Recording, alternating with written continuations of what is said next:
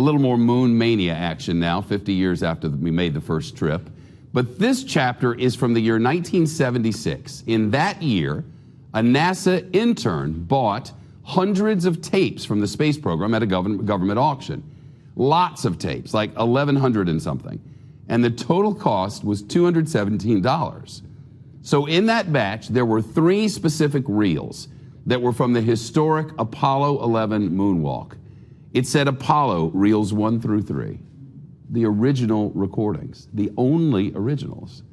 Now, 50 years later, those 3 tapes sold over the weekend at auction at Sotheby's for $1.8 million.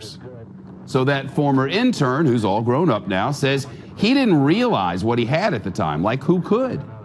His father noticed that small label that read Apollo 11, July 20th, 1969, reel 1 through reel 3. So he decided, I'll hang on to these. Then he heard NASA was trying to track down those tapes decades later. The former NASA intern Gary George joins us live. Now, Gary, good to see you. Thank you, Shep. It's nice to be with you. I heard there were so many reels that you needed U-Haul trucks just to move them around.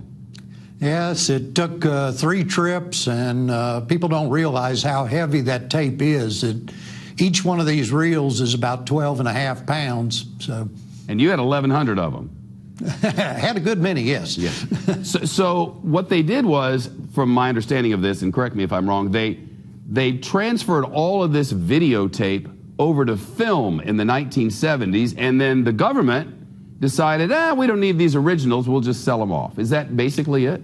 I think that's basically it. They had converted them to their kinescopes, and that was going to be kind of the drop-dead end-all storage medium, and they didn't think that the magnetic tape was going to hold up as well as it did. So just through luck, I ended up with that magnetic tape. So I hear one night you and a ski buddy were having beers, and your ski buddy dropped some knowledge on you. What did he tell you? This was in 2008. We were in Vail, and he mentioned he had kind of an odd project. This was some people from the Clear Lake Area Ski Club, which is a lot of NASA engineers, and he said that he was looking for the lost NASA videotapes.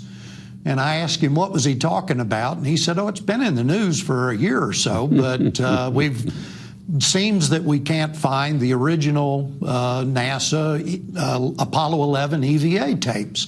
And I told him, well, I've got those. I know where those are. And he just chuckled, and he said, you're not serious, are you? And I says, actually, I am. I've got 3 reels of tape. They're 2-inch wide videotape, and they're labeled Apollo 11 EVA. Well, as it turned out, it wasn't exactly what they were looking for. They were looking for the slow scan tapes that were recorded in Australia, but now it's turned out these are pretty much the next best thing. Yeah. $1.8 million they handed over to you after the auction at Sotheby's. What you going to do with that? Somebody else asked me that question. My first thought is that I was going to give 28% of it to my Uncle Sam. Yeah. And then after that, I've got a grandson that's starting college, and so he'll probably get a little help on that. Well, that's mighty nice of you. Congratulations. Sometimes it pays to hoard stuff, doesn't it? This time it certainly did. Gary George, the lucky intern, 50 years later. Nice to meet you. Thanks for coming by.